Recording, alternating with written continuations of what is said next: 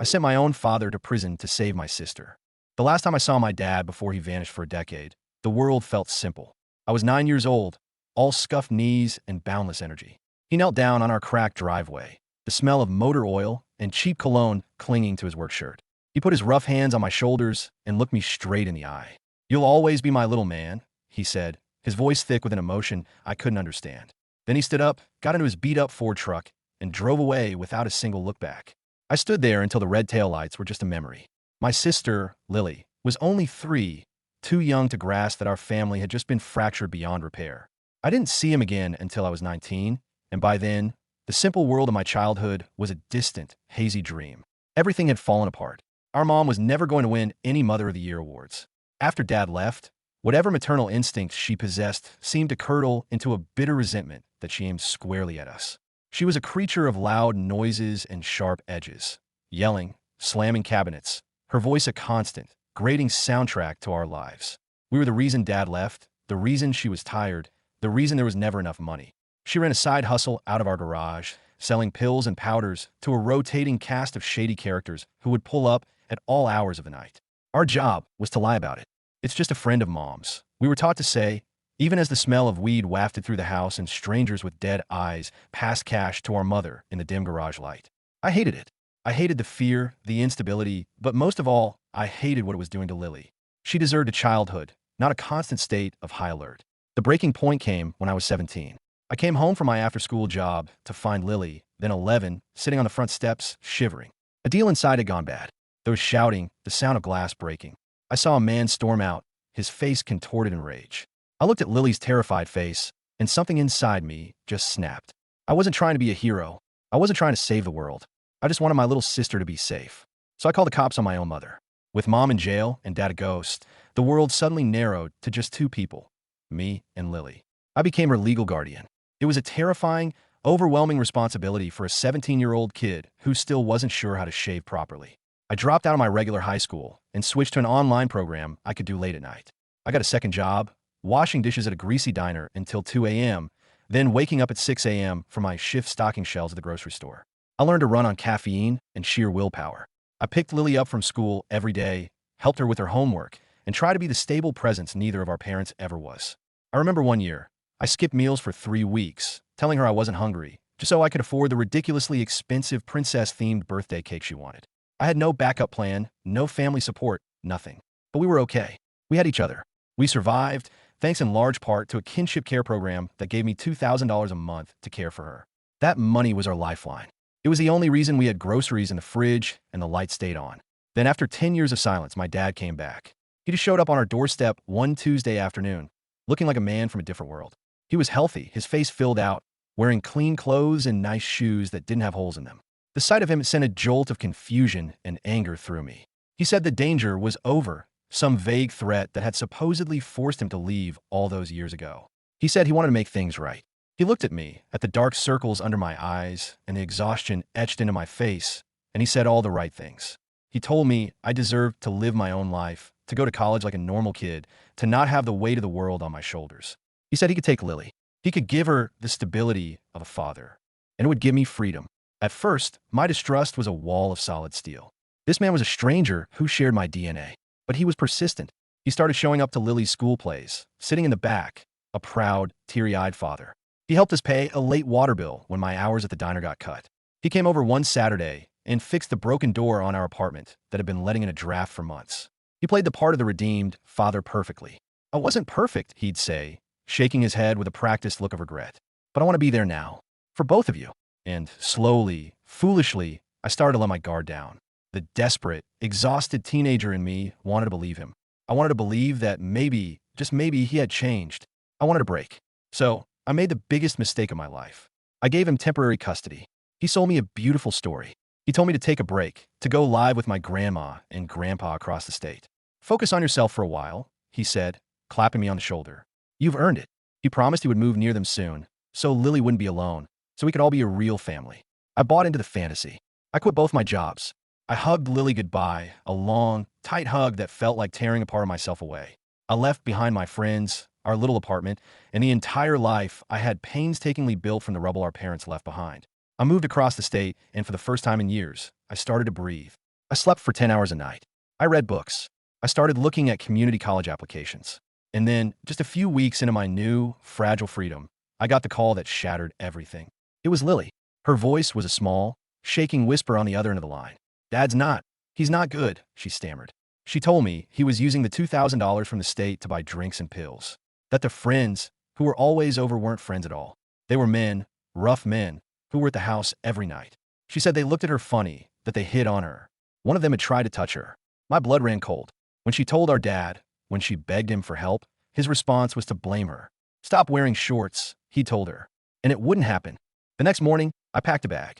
My hand was shaking with so much rage, I could barely zip it. I called him. I'm coming to get her, I said, my voice dangerously calm. He blocked my number. Then the second wave of his attack began. He launched a smear campaign. I found out he called every single person in our family, aunts, uncles, cousins, and told them a twisted, monstrous lie. He told them that I had been hitting Lily when I had custody, that I was the one using the $2,000 for myself, on drugs and parties. He painted himself as the savior, the one who had stepped in to protect his poor, abused daughter from her violent older brother. And people believed him. He was the charming, redeemed father. I was the troubled, resentful teenager. My aunt, who had once praised me for stepping up, stopped taking my calls. Childhood friends unfollowed me on social media. The world he built for me was a prison of lies. When I finally got through to Lily on a friend's phone, her voice was distant and scared. I can't talk, she whispered and hung up. I was completely alone, adrift in a sea of his lies.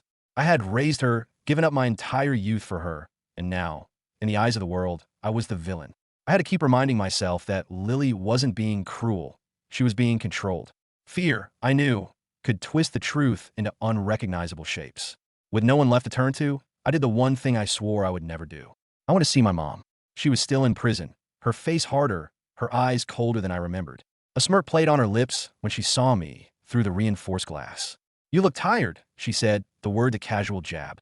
I swallowed my pride and told her everything that had happened. At first, she seemed to enjoy my misery. Maybe you got what you deserve for calling the cops on your own mother, she sneered. But as I detailed my dad's behavior, the men, the money, the lies, her expression shifted. The smirk faded, replaced by a familiar, hard-edged seriousness. Your father and I, we both sold, she said, her voice low. But he was the one who got us into it. He was always chasing a bigger score, a riskier deal. He made a bad deal with some very bad people and skipped town. He left me to take the fall for everything. I asked her if she thought he was still dealing. She let out a short, harsh laugh. There's no way he's not, she said, her eyes boring into mine. That man only comes back when there's something to take. Her words were like a key, unlocking a door in my mind. He hadn't come back for us. He'd come back for the money. The $2,000 a month was a steady, clean source of income he could use to rebuild his operation. That was all I needed to hear. I went back to our old neighborhood, a place I had tried so hard to escape. I started asking around, talking to people who knew my parents back in the day. Most of them shut me down, their faces closing off at the mention of my dad's name. One old guy just shook his head and said, "Don't stir up drama, kid." I was about to give up when I walked into a corner store I hadn't been to in years. A young woman about my age was behind the counter. She looked at me, her brow furrowed in concentration. "Are you Paul's son?" she asked. I nodded, my heart starting to pound.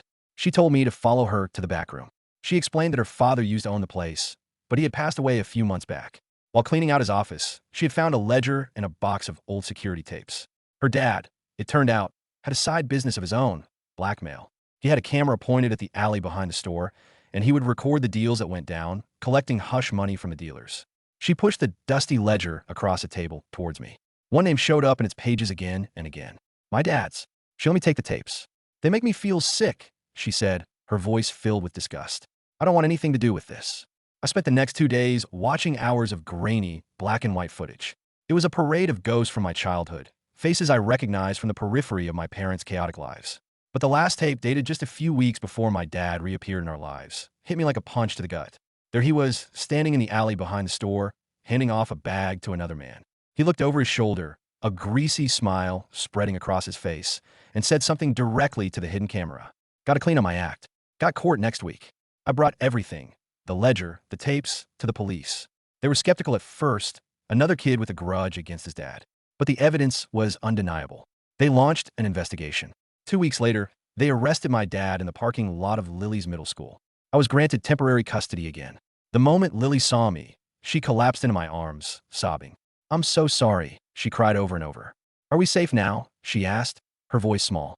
Yes, I told her, trying to sound more certain than I felt. We're safe now. A few days later, trying to grasp at some semblance of normalcy, I went on a date with the girl from the shop, Amber. She was kind and funny, and for a few hours, I almost felt like a normal 19-year-old. Maybe I thought I was finally healing. I hadn't smiled like that in months. But then, in the middle of dinner, my phone rang. A blocked number. My stomach twisted. I answered it. And of course it was him. My dad. His voice was low and menacing. "I made bail," he said. "You're going to regret everything." And that's when I heard it, a sound that will haunt me for the rest of my life. Lily screaming in the background. I ran out of the restaurant, throwing cash on the table without an explanation. I sprinted to my car, my heart hammering against my ribs, and called 911 while speeding towards our apartment.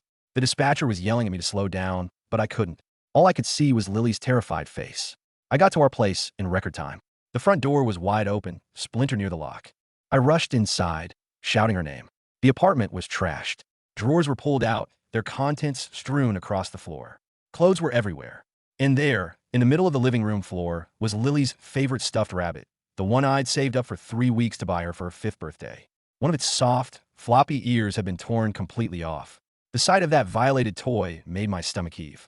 I checked every room, every closet twice. No sign of her. No sign of my dad. I ran back outside, my mind racing. I hammered on the door of our neighbor, Mrs. Jenkins. She said she'd heard yelling about an hour ago. She'd peeked through her blinds and seen my dad dragging a struggling Lily to his truck. She thought it was just a father-daughter tantrum. I wanted to scream at her, to shake her, and ask her why she didn't call someone, but there wasn't time. My hand was shaking so badly, I could barely hold my phone when the police finally showed up. I told them everything, the words tumbling out in a frantic, desperate rush. One officer, a young guy with a bored expression, kept asking if I was sure Lily was in danger, if maybe this was just a custody dispute that had gotten out of hand. I shoved my phone in his face, showing him the video from the security tape. I told him about the substance dealing, about the men in the house, about my dad's threat on the phone. Finally, something in his demeanor shifted. They put out an Amber Alert. I sat in our rec department, waiting. My phone buzzed incessantly with messages from family members, my aunt's accusatory tone burning through the screen. What did you do now? They still believed his lies. I turned my phone off. I was alone in this. Then I remembered something Lily had mentioned during that first, terrified phone call. She'd said my dad sometimes took her to a cabin, a place where his business friends met up. I had no idea where it was. Racking my brain, I remembered an old friend of my mom's, a woman named Tanya who used to hang out with both my parents. I found her number in an old address book. She didn't want to talk to me at first, but I begged her, my voice cracking with desperation. I told her Lily had been taken. She finally relented and told me about a hunting cabin about 2 hours north, a place my dad used to take his buddies to party.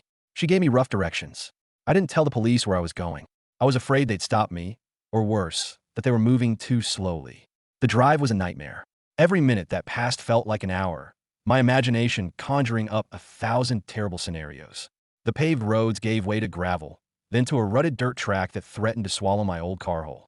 When I finally found the turnoff Tanya had described, it was getting dark. I killed my headlights and parked a quarter-mile away, continuing on foot through the dense, dark woods. My heart was pounding so hard I was sure he would hear it. When the cabin came into view, I saw his truck parked outside. A single, sickly yellow light glowed from a window. I crept closer, staying low to the ground. Through a dirty pane of glass, I could see Lily. She was sitting on a shabby couch, hugging her knees to her chest, her face pale and tear-streaked. My dad was pacing back and forth, yelling into his phone. He kept gesturing angrily at Lily, a predator circling his prey. I had to get her out. I had no weapon, no plan, just a cold, hard determination. I circled the cabin and found a back door that looked less sturdy than the front. I waited until my dad disappeared into what I assumed was a bathroom. Then I made my move. The handle was locked. I spotted a pile of firewood nearby, grabbed the heaviest log I could find, and smashed it against the doorknob. The noise was deafening in the quiet woods. I froze, waiting. Nothing. I hit it again, and the lock splintered. The door swung open. Lily's eyes went wide. I put a finger to my lips. She nodded, starting to stand. Just then, the bathroom door creaked open. My dad stepped out, phone still in hand. He saw me, and his face twisted into a mask of pure rage. "You little piece of garbage," he snarled. I lunged for Lily, grabbing her arm, but my dad was faster. He caught the back of my shirt and yanked me backward. I lost my grip on Lily and stumbled, my head cracking against a picture frame on the wall. Glass shattered. "Run, Lily," I screamed. She hesitated for a fraction of a second, then bolted for the back door. My dad turned to go after her, but I tackled him from behind. We crashed onto a rickety coffee table, which splintered under our weight. I'm not a fighter, but in that moment, fueled by adrenaline and terror, I fought with everything I had just to give Lily a few more seconds to escape. My dad was stronger. He flipped me over and pinned me down, his fist connecting with my jaw. Stars exploded behind my eyes. "You ruined everything," he spat, hitting me again. I had a good thing going. Suddenly, I heard an engine start outside. Lily had made it to my car. My dad heard it too, and that split second of distraction was all I needed. I grabbed a jagged piece of the broken coffee table and swung it, connecting with the side of his head. He slumped over, dazed. I scrambled to my feet and ran outside. Lily had started the car, but was just sitting there, terrified. I jumped in the driver's seat and peeled out, spraying dirt and gravel everywhere. In the rearview mirror, I saw my dad stumble out of the cabin, a dark stream of blood running down his face, shouting curses into the night. We drove in silence for 10 minutes before I pulled over on the main road and called 911 again, my hands shaking uncontrollably. They directed us to the nearest police station, a small outpost in a town I'd never heard of. A kind-eyed, middle-aged officer named Deputy Wilson took our statements. He listened patiently as the entire sordid story poured out of me. He took photos of my bruised and swelling face. Lily sat beside me, her small hand clutching my arm, and confirmed everything. The deputy called Child Protective Services. A stern-faced woman named Ms. Ramirez arrived and told me they would have to place Lily in emergency foster care while they investigated. I felt like I'd been punched in the gut. After everything, they were still going to separate us. Lily's composure broke, and she started begging to stay with me. Deputy Wilson intervened, suggesting a compromise. He knew a local family, the Morgans, who took in emergency placements. Lily could stay with them, and I could get a motel room nearby. It wasn't perfect, but it was better than nothing. I checked into a cheap motel that smelled of cigarettes and despair and spent the night staring at the ceiling, jumping at every sound. The next morning, I went to the Morgan's house. Mrs. Morgan let me in, and Lily ran into my arms. We spent the day together, trying to pretend things were normal.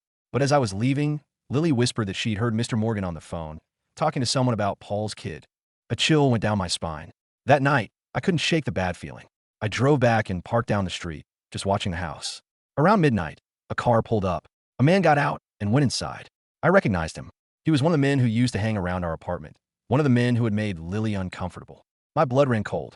I couldn't get a hold of Deputy Wilson. I called 911, but they said it would be at least 30 minutes. I couldn't wait.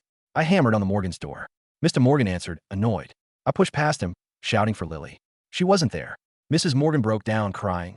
She admitted my dad had called them. He was an old friend of her husband's. He'd said it was all a misunderstanding and just needed to talk to Lily. They had let him take her an hour ago. I was back at square one, but this time, the fury was cold and clear. Then I remembered something my mom had said during our prison visit, a storage facility where they used to keep their stash. I drove back to our old neighborhood, the streets empty and silent in the dead of night. I found the 24-hour facility, squeezed through a tear in the back fence, and started searching for their old unit number, 227. A dim light glowed from under the door. I was about to break in when a police cruiser pulled up. It was Officer Bryant, the bored-looking cop from the other night. He knocked on the unit door in a coded pattern. The door rolled up, and my dad stepped out. Bryant handed him an envelope of cash. It all clicked into place. The police weren't slow. One of them was corrupt. I was completely on my own. I waited for Bryant to leave, then mimicked his knock. When the door rolled up and my dad saw my face, his expression shifted from confusion to pure rage. I swung a broken broom handle I'd found, hitting his shoulder, and ducked inside. The unit was a makeshift apartment. Lily was huddled in the corner. My dad recovered, grabbing Lily and using her as a shield. Then he pulled out a firearm. He told me to leave and never come back, or he'd unalive me. In that terrifying moment, Lily stomped on his foot. He yelped as she broke free, running towards me. He fired a shot that splintered a box next to my head. We were trapped. I saw a small window high on the back wall, too small for me, but not for her. I lifted her up as he fired again.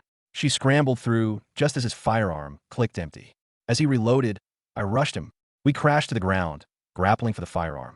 He was stronger, and soon his hands were around my throat. I should have done this years ago, he hissed. My vision started to go dark. Suddenly, his weight was gone. I gasped for air and saw Lily standing over him, holding a fire extinguisher. He was on the ground, dazed. I called Deputy Wilson, she said, her voice shaking. The real police. The sirens in the distance were the most beautiful sound I had ever heard. Deputy Wilson and his officers arrived, arresting my dad, who was now unconscious from my final, rage-fueled assault. The investigation that followed unraveled my dad's entire criminal network, including Officer Bryant and the Morgans. The system that had failed us so spectacularly finally started to work. A few days later, in a sterile courtroom, a judge looked at me, a bruised 19-year-old, and then at my fierce, brave 13-year-old sister. She asked Lily if she wanted me to be her guardian. Lily stood up straight and told the judge, "He already is. He always has been." The judge smiled, banged her gavel, and for the first time in a decade, our future felt like our own. We found a small, clean apartment. We started therapy. We slowly, carefully began to build a new life, not on the rubble of our past, but on the solid foundation of our love for each other. It wasn't easy, and the nightmares didn't fade overnight, but we were together. We were safe. We were a family. And for us, that was everything.